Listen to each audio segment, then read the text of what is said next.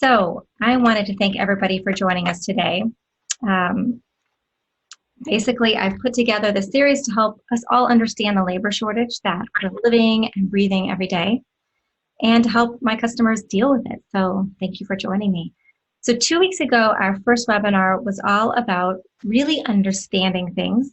And UC Davis farm labor expert, Zach Rutledge, presented some recent research showing that, well, he showed a lot of things, but one of the key findings that I took away from it was that wages actually need to go up 30% over the next 10 years just to keep the current amount of farm labor we currently have, which we know is not enough. And I'll be sending that recorded webinar and his full study if you'd like to learn more. The research is incredibly interesting, and even though it focuses on California data, the implications are nationwide. But let's dive in today, because today is all about dealing with things. And I've got a farmer on the phone here, Sadie Drury from Seven Hills Vineyards in Oregon, who has been successful in dealing with the labor crisis for her vineyard. She's got over 300 acres. And I'm going to let her share with you what she did, what worked for her, and tips, outcomes that she's had. So I'm going to let her really just share her story with you. Okay, hi everybody. I am excited to tell you a little bit about our success with Electric Pruners. So it didn't come easy, but as you know, if you have crews, it's a little bit hard sometimes to get people to accept new products.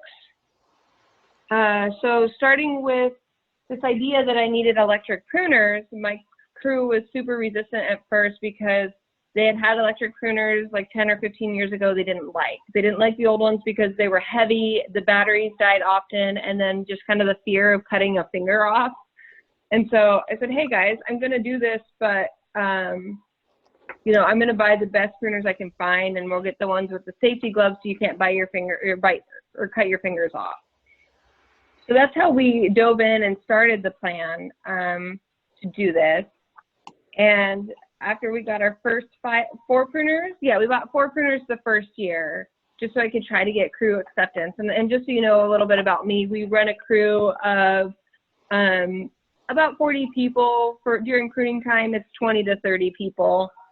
And we farm 300 acres. So my guys, I bought the pruners and they sat for a few days and the guys didn't want to use them. And the foreman was resistant, and I just said, hey, this isn't an option, we have to use them. I've just spent this money on this product and we will use it and we'll make it work. So it started with they handed the pruners to sort of the people they felt sorry for. I almost feel bad saying that, but they were like, oh, hello? Oh, did you guys catch that all? Sorry, would you mind repeating just the last sentence you said? Yeah, so I felt bad because the attitude with the pruners was, we'll just give these to the people we feel sorry for, was the bit of the beginning of this. And so our foreman decided to give the electric pruners to some like older women, and they're like, they're gonna need the help. But what happened is, as soon as they started using the electric pruners, what we saw is like maybe the people who previously were a little bit slower at pruning started going faster than everybody else, and they started like making better cutting decisions. If you have a vineyard, you know, especially with older vines, a lot of our vines are 20 plus years old. It's hard to make big cuts. It's hard to make those decisions. And then I had crew buy-in. So that was the first obstacle, was getting crew buy-in. So I had to make sure I got something where somebody couldn't cut their fingers off, and then something that was lighter weight with a long battery life, and then just proving that it worked. So our first year we had just 4 electric pruners, and even though we give raises every year to our employees, so we give about a 25-cent raise each year to our employees, so we were paying more the year before. The first year we saw like a 10 or 15% savings in our pruning costs. The second year I bought 4 more electric pruners, so I had 8, which isn't quite half the crew who's pruning, and everybody wanted to use them. And so what we started doing was just like sharing them, giving people's hands a break by allowing them to use the electric pruners. We outfitted our ladies crew. We keep our crews separate. I have a men's crew and a ladies crew. So we outfitted our ladies crew with the electric pruners, with the idea that like, I mean, our ladies crew, yeah, they prune a little bit slower. They're a little more inexperienced with pruning. When I started, they would only allow men to prune, which I quickly changed here. So we outfitted all of our ladies with electric pruners, and then what happened is they started working faster than the men. And then the men started working faster to keep up. We would put them in like adjacent blocks, and the guys would see the ladies like cruising along with the electric pruners. So the guys started working faster. And that was just that was a cool thing to see. So the other thing we did to utilize electric pruners and make the most out of it is we would send people ahead with electric pruners to make the big cuts. And so before, or even if we're all working in an older block, the people are carrying loppers and pruners, and they're switching back and forth between loppers and pruners. And just that switching is costing time. And so we'd have people either go through and make the big cuts or put people with electric pruners in the hardest blocks to prune. And so after year 2 with 8 pruners, I think we ended up seeing like a 20 to 30% savings depending on the vineyard. So it was really cool to see our pruning costs going down every year, despite the fact that we were paying our employees more. And then being able to like get the pruning job done faster and save time, and then give people like more Saturdays off. So your farmers, on the phone here, you guys, you all know that we work a lot of days and a lot of hours. And so anything that saves time, helps us get a job done quicker and more affordable. It was just really awesome. So now we're up to 10 pruners. And this year, when we were pruning, we had 2 feet of snow on the ground. That's never happened before, but it started snowing in the beginning of February, and then the snow didn't melt until the middle of March. So we didn't necessarily prune faster this year because the snow slowed us down, and we didn't necessarily see savings this year. But what we do know is we didn't spend more money pruning in the snow than if there wasn't snow, and we got the job done a lot more timely than some of our neighbors. So that was a really successful for us this year, and made it really good. All right. Well, thanks for sharing, Sadie. Can I ask, are you using any other labor-saving technology? Yeah, so in the vineyard, we bought a pre-pruner. We bought the pre-pruner before we bought electric pruners, so that helped save from day one that we started using it.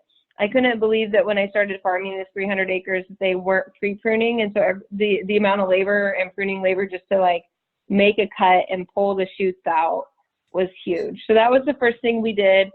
And then we bought a mechanical deleafer. We love our mechanical deleafer because we can get in and open blocks early, right away, right after bloom. And then if we need to, we can touch up by hand. And just so you guys know about us, is everything that we farm is like super high end. The wines that we grow go, $60 to $150 a bottle. So we don't take shortcuts, and it's awesome to have technology like mechanical deleafer, electric pruners that we're not taking shortcuts.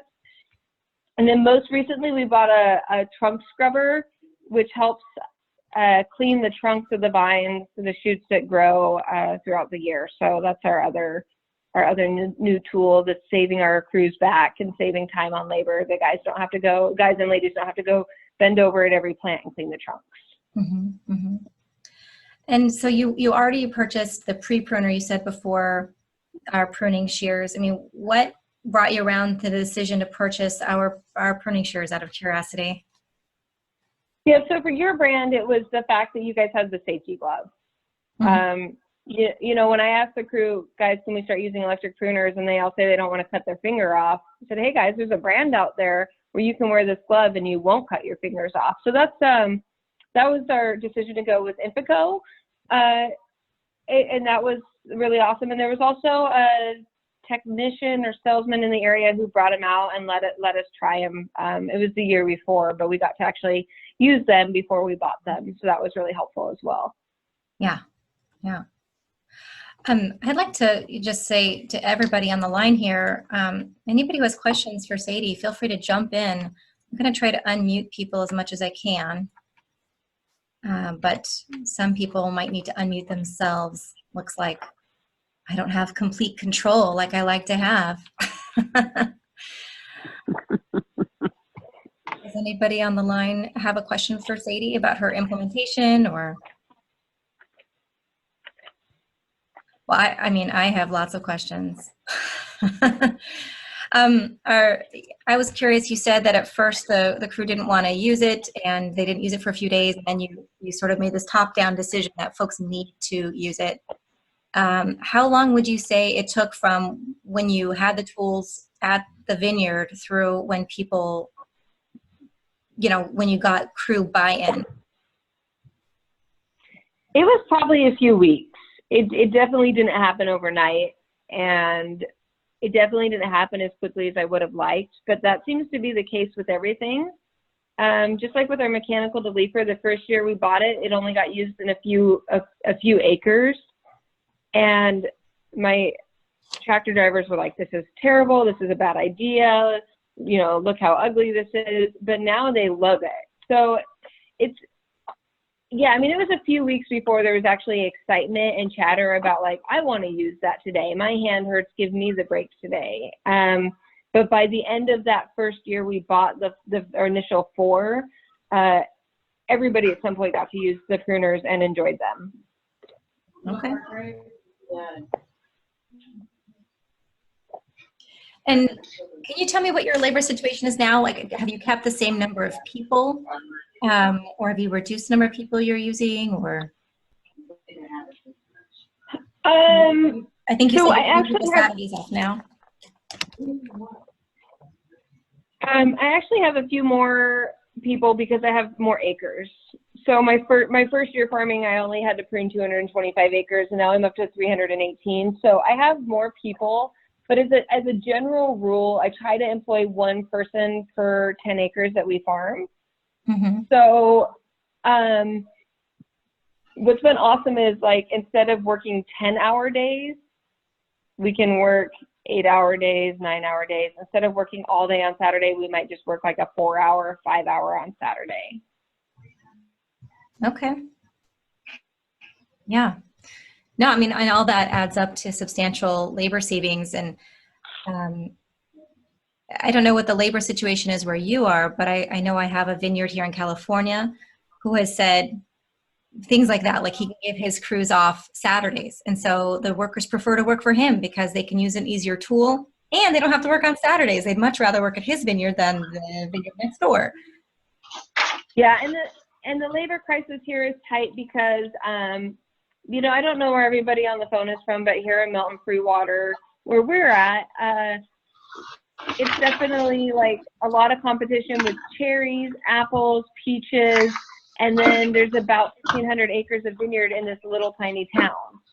So when you're in a small town and you're not able to like pull from a bigger area when you're a little rural area, you want to be the best because it doesn't take much for your neighbors to take your labor. Thanks so much for joining us, everybody. Next, in the next week or two, we've got part 3 of our series, and that's where we're going to really be walking through how do you analyze the ROI with Infaco's tools. So we'll take the wages you pay per hour and how many days a week you work your crew, and we're really going to walk through an example, and we'll do your precise farm wherever you are, and we can look at that. Not everybody is as Excel obsessed as I am, so I thought I would share my Excel skills with folks to help you realize this is how I figure out how much money people save with our shears, and we can run some real numbers together. So if you'd like to join me for that, that's part 3 that's coming up in a week or 2. And with that, I just want to thank everybody again for joining us, and thank Sadie especially for sharing her knowledge.